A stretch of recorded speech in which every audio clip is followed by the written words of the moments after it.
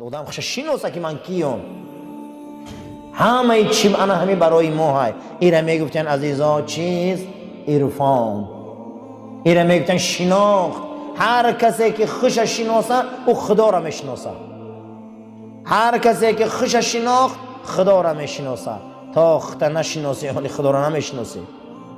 هم یک مرتبه شین بدن تا نگاه که یورا کراس کرده. علم به واسطه 5 چیز حاصل می شود: دیدن، شنیدن، بوییدن، چشیدن، مالیدن. با 5 چیز علم حاصل می شده. او جمع می شده با در علم منطق ریخته می شده. می گفتن که منی ورق تولدش ایچیه درخت. اما گفته علم عرفان به اینها محتاج نیست. این علم فراست میگن. علم چی میگن؟ فراست. معنی فراست همینه که این 6 چیره عربا 6تون چند میگن؟ 6. عربا چند میگفتین؟ 6تون. فراست این 6 تا بیرون یک علمی هست که او را میگن علم عرفان و تصوف و ایدرین دل بیدار میشود. او را با واسطه تلاش شد میاوی. علم اخلاق نمیای. این را میگن فراست. چشم ششم در تو بیدار میشود. خداوند بصیره داره. خداوند بصیره بصیر داره میبینه با هسته بینیش و هسته ابصر چشم درون. انسان ها را چشم درونشان بیدار شود. اونها را میگن اهل فراست. بعضی آدم ها را میگن که و هیچ فراست نداره. انا همین علم اخلاقه که این قروز ما گپ میزنیم. انا همین علم عرفانه که قدر ما دربارش صحبت میکنیم. خوشا به حال انسان هایی که فراستاشون بیدار شود. خوشا به حال انسان هایی که آدمی به فراست شود. حضرت امام شافعی گفته است که 100 عالم جواب میتیم یک جاهل جواب دادن نمیتونه. برای که جاهل او انسانی به علم به سواد از این دنیا ها به خبر ایاخته بود. انا همین میگن برادرها اخلاق. انا همین میگن عرفان. انا همین میگن علم. انا همین میگن عین عرفان. برای انا همین هر یک انسان باید عرفان داشته باشد. عرفان چیست؟ شناخت. معنی عرفان چی بده؟ شناخت. هر انسان باید عرفان داشته باشد. انا همین میگفتن عرفان شناخت. گاهی میگن که اهل عرفان یا عرفان چیه یا علم چیه.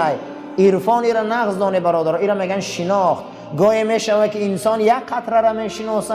گاهی میشوه انسان یک بحر را میدانه. آدم هم در شناخت خدا همه خیلن. گاهی میشوه که یک قطره میدانن. گاهی میشوه یک بحر میدانن. گاهی میشوه 2 قطره میدانن. گاهی میشوه که اقیانوس میدانن. این وابستگی به تلاش هر یک انسان است. همین قدر شما و ما تلاش کنیم عرفان من شناخت من به قوت باشه، خدا همون قدر ما عطا میکنه.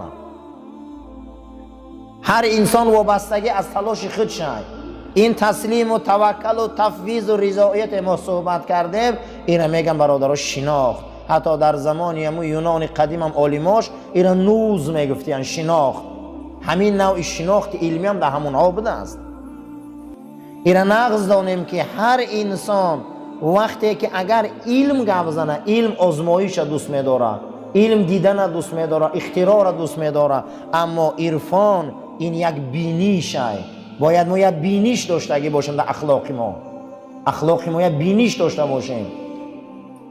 همه علم نویگری داره. همه علم آسته آسته درونش عوض شد، مگر علم ادبیات عوض نمی‌شود.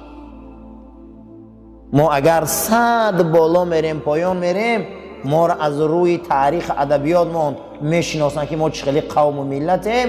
بزرگا گفتیان که ادبیات اسلامی دوام عمر رسول اکرم است. دوام عمر جناب پیغمبر است. دوام عمر رسول الله صلی الله علیه و سلم است که اینها انا همون علم، انا همون قرآن، انا همون سنت به این رشته ها آوردن تا ای که ما صاحب عرفان و شناخت شویم. اینا میگن علم، اینا میگن شناخت، اینا میگن عرفان، اینا میگن مقصد هر یک انسان باید شناخت. گاهی میشوه که انسان خودش میشناسه، گاهی میشوه که انسان خدا را میشناسه.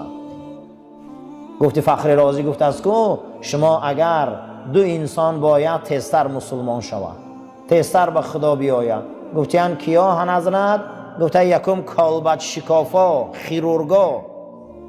برای آن که خیرورگا آدم میکشاین، با آدم سر و کار دارن، نگاه میکنن که آدم چی گونه عضوش جا به جا.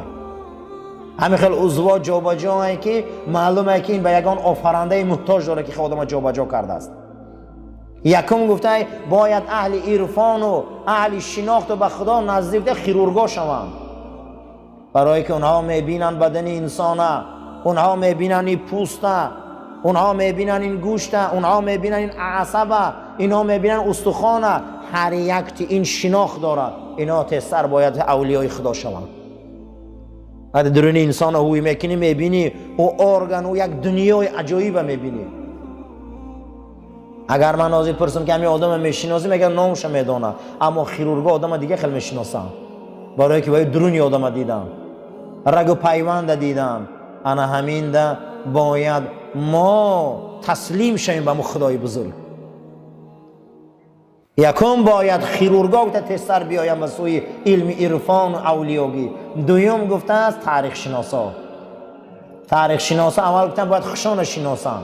یک مراتبه خط فکر کن، از یک قطره آبی اینقدر خدا صنعت داده، اینقدر خدا بزرگی داده. ایره شناخت میگن، ایره مقصد دیگه یک بینیش میگن. علم دیگر چیه؟ علم امروز انسان آباد کرده، ای کدام سیستمی باشه لابراتوری ها را بینه، این برای آدم همه ایچه برای آدم های. اما شناخت بینه که خدا را بینه که یک مخلوق آفریده، تمام علم برای همین های.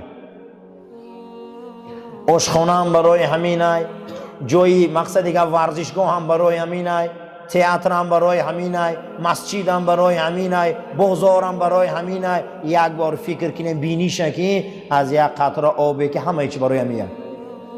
جنت هم برای همین های، دوزخ هم برای همین های، پیغمبر هم برای همین های، عرفان هم برای همین های. اگر دیدار حضرت دوست خدا هم در جنت برای همین های. برای همین ما و شما توکل به خدامون قوی کنیم. ما درباره توکل خیلی صحبت کردیم. دویمش بود تفویض. تفویض از توکل یک درجه بلند نزد الله دار. وقتی که ما میبیاییم بیمارمون در دکترخانه میمونیم، تمامی شرایط میکنیم، اون نقض میشوه نمیشوه، او را باید ما از خدا بینیم. انا میگم تفویض میگم، همه شرایط کردی. بسیاری بیمارا بیچارا شرایط میکنن، شما باید دنیا میگذارن، تمامی کار میکنن و از دنیا میگذارن، فرزند میبرن در دانشگاه میمونن، همه شرایط میکنن اما ناموفق میشوه. ایره میگن تفویض. اگه بیا به خدا سپرشه که انامین باید باشه. تفویض همین بوده است که تمام امر به سوی خدا روانه میکنی. جود جوانمردی میبینی، سخا تیندگی میبینی، صدق راستی میبینی، کذب دروغ میبینی، فریب میخوری، شکست میخوری، غلبه میکنی. ایره میگفتیان تفویض، ایره به خدا روانه کن. دویم ریشه اخلاق حسنه همین بوده. بسیاری انسان ها نغز سر میکنن، بیزیب تمام میکنن، کاری نغز میکنن، بیچاره عاقبتش خوب نمیشود.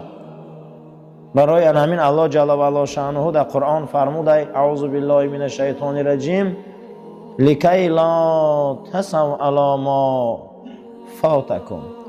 بسیار زیقی غصه نخوری آن چیزی را که ای دست داده. بسیاری چیزا را ما ای دست دادیم، برای غصه نخوری، میگه وای به خدا سپاری. من یاشیمون رفت، جوانیمون رفت، شانس و کارهای خوب داشتیم از دست رفت، بسیاری چیزا داشتیم، همین چیز ای دست رفت. زیق نشوی. لکی لا تسوا، هیچ محل غمگین نشوی علی ما فاتکم. بسیاری چیزا را ما ای دست دادیم، زیقی نکنی دیگه، غمگین نشوی. رفت و دوره گذشت، برگذشته صلوات. ولا تفرح لما آتاکم، با خرسندی نکنه که او چیزی که در دست شما داده. خرسندی نکنه که از پشت هر خرسندی امتحان ای. ای پشت هر یک چیزی که در دستمان داده امتحان ای. شاید همین فرزندامون امتحان من شوند. شاید همین پولی دادگی خدا در ما داده امتحان ما شود. شاید همین دنیایی که ما داده با امتحان ما شود. ایدم خرسندی نکنه. خرسندی نکنه میگه بسیاری در خدا. شاید که هر چیز آخرت شا انجام شا چی گپ میشوه امتحان شا نتیجه شا به نظر گیریم. ما نمیدونیم که آینده همین کرولی چیه. ما آینده شا نمیدونیم. ما نمیدونیم که عاقبت هر یک کار چی میبیاره بالای سری ما در این میگه خرسندی نکنه زیاد. بسیاری من در تولد فرزندامون خرسندی میکنیم بعد کلام میشن به هر دردی سرمون میشن. در دارایی پول خرسندی میکنیم بسیار دردی سرمون میشن. در گرفتی ماشینای سبکرو خرسندی کردن بسیاری انسان ها همون ماشینا آفتش که بین رفتن. چیزی که در دست داریم اودم خرسندی نکنیم. چیزی که ای دست رفت اودم زیق نشویم. چیه این؟ توکل و تفویض. معنی تفویض چی بوده که به خدا ماش روانه که من حاضیم اومدیم در مسجد شیشتیم طهارت داریم منتظر نماز شامیم. یک وقت میشم که یک عمل ناشایسته میکنیم شام ثوابش از بین میروه. معلومه که به خدا روانش که خدا قبولش نکرده. و خدا با داره قبول داره ناقبول داره و موردی پذیریش داره که قبولش نمیکنه. انا میره میگفتن دیومنگیش تفویض اخلاق مسلمان بلند میکرده. تربیه مسلمان بلند میکرده. یک انسان میخیزه رهی دراز طی میکنه سرزمین میبیون اما یا بیمار میشه و خونهش بیچاره دست خالی میروه. اکی را تفویض به خدا کنه. اخی تفویض به خدا کنه. بسیاریامون میبینیم در همینجا پیش یک برادرمون اگر همون مبادا خدمت کرده نتونمونه در بالا مونده میروه تو من آوردی تو من این کردی اون کردی گریبونش همه قبیم عزیزم این خطا های. این تفویض های. ما نمیدونیم پگه چی گپ میشوه. ما نمیدونیم پگه چی گپ میشوه. شاید که پگه هم آدم از دنیا گذره. شاید هم آدم به یک بیماری گرفتار شوه. شاید هم انسان به یک تهمت گرفتار شوه و ما هم گریبانی او را قبیله میگردیم. مسلمان باید تفویض داشته باشه. معنی تفویض چی بوده؟ چی کاری را که میکنی و کردی با نتیجه و آخرت و عاقبت و خدا طلب کرد. که پروردگار مهربان نسبت این کار چی میگه؟ پروردگار مهربان نسبت عمل چی عمل اجرا میکنه؟ اینا میگفتن تفویض. در برابر این سیومین چیزی که اخلاق حسنه را بزرگ میکرده یا اخلاق حسنه را قوی میکرده ما آدمایی به تربیت میشیدیم نام این بوده تسلیم به امر خدا. خیلی انسانی در کاره که در امر خدا تسلیم شود. حضور نبی کریم صلی الله علیه و سلم یک مرد میبینه جناب پیغمبر صلی الله علیه و سلم میگه که من فقیری را دوست میدارم نمیخوام که به دولت باشم. بیماری را دوست میدارم نمیخواهم که سالم باشم.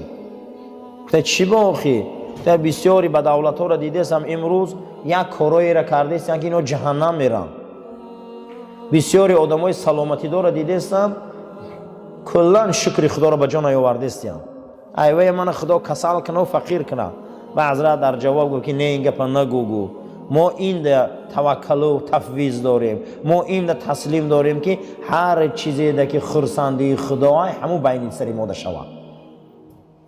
یعنی که با جناب پیغمبر صلی الله علیه و سلم صحابه را نصیحت کردن که هر چیزی که بین سری ما ده میبیایم خدا راضی باشه همو ده ما راضییم. رفته که دمو ثروت خدا راضی باشه چون ما راضی نبودن. رفته که دمو بایگری روزگی خدا باشه چون ما راضی نبودن. رفته که در همو فقیری غضب خدا باشه با ما راضییم. رفته که در همو بیماری که غضب الله باشه با ما او در راضییم. نه فقط راضیگی الله باید ما طلب کنیم. نه صحابه بزرگ نه هر چیزی ده که راضیگی خدای همو ده باید ما راضی شیم. خیلی وقتی که راضیگی الله در زندانی ما باشه خیلی گپ نه ما راضییم. راضیگی الله از دست دادن فرزند باشه ما راضییم. روزگی الله در بیماری ما بوده ما راضییم. روزگی الله در نابودی ما باشه ما راضییم. اینا میگن تسلیم امر به سوی خدا. هر انسان باید تسلیم امر داشته باشه. هر یک امر دا تسلیم شویم. همین سیومین کاری که انسان در امر خدا دادگی، در امر خدا تسلیم میشده، این یکی از چی بوده؟ اخلاقهای حسنه اسلامی. باید انسان تسلیم شود. امیرالمومنین فاروق اعظم وقتی در نماز بامداد حضرت خنجر میخورند، بعد از اون امر میکنن که تا نماز عصر خلیفتون یاوی، خلیفتون معلوم کنه که من در نماز عصر نیستم دیگه. بعد از اون که با صدای بلند صدا میکرد که پروردگارا من در این امر تو راضیم، من در این مصیبت بالام آمدگی در تسلیم امر تو، هر چیزی که در او راضیگی تو باشه من راضیم. بعد از اون که صداشا بلند کرد که عبدالله پسر عمر، که حضرت میگه دویده آمد گفته که لبر گو پدر جان، گو غصه نخور بچم، غمگین نشو بچم، گریه نکن بچم، شنو نصیحتام گوش کن. گو تمامی مردم پیشنهاد کرده سیان که عبدالله را به جای خود جاینشین مان. من تو را جاینشین نمیمانم، برای که چی فایده از خلافت و راهبری کرد؟ از یک عائله یک کس بس همین من کردم. دوم میخواهم که در نزد الله فرد از خاندان من یک کس از این مسئله جواب دهد.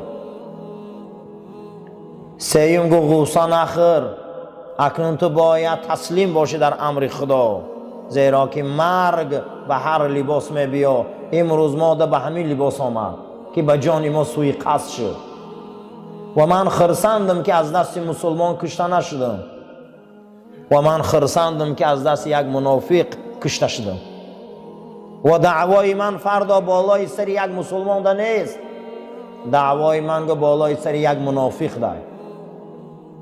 من از این کارم راضیم و تو را نصیحت میکنم بچم، هر چیزی که در دین تو ضرر میبیاره از او گریز، هر چیزی که در دین تو فایده میبیاره او را قاب. و اگر فقر تنگ دستی بالای تو ده بیایه مثل کوههای دنیا هم بار شما، هیچ محل شریعت پیغمبر خور نکن. با شریعت باش، با اسلام باش، با دین باش و همیشه آدمای شکسته دل و مظلوم و دوست دار و آدمای ساده را دوست دار، زیرا آدمای ساده و مظلوم اونها آدمای اهل ضرر نیستن. و همیشه این نغز دان، علما را احترام کن فرزندم. اگر علما احترام نشوه، علما قدر نشوه، دانسته باش که شریعت خور می شود، شریعت حرمت نمی شود. برای همین برادر این نصیحت های امیرالمومنین در وقت مرگ شانه، بعد از او گفت در کار خدا تسلیم باشه، در کار خدا تسلیم باشه، در کار خدا تسلیم باشه تا که ایماناتون سالم ماند. هر چیزی را که ما میبینیم این اول نوشته شده برادرو. رسول اکرم صلی الله علیه و سلم فرمودند 50,000 سال پیش از آفریدن زمین و آسمان خداوند چیزی که بالای سر آدم ده می آمد او را نوشت. حالی 50,000 سال پیش از آفریدن زمین و آسمان. امروز ما غمگین میشیم، ما خرسند میشیم، بالا مونده مصیبت میبیا، بالا مونده بدی میبیا، بالا مونده چی عملی شایسته و ناشایسته میبیا. ایرا نغزان این نوشته شده گرد، این نوشته شده گرد.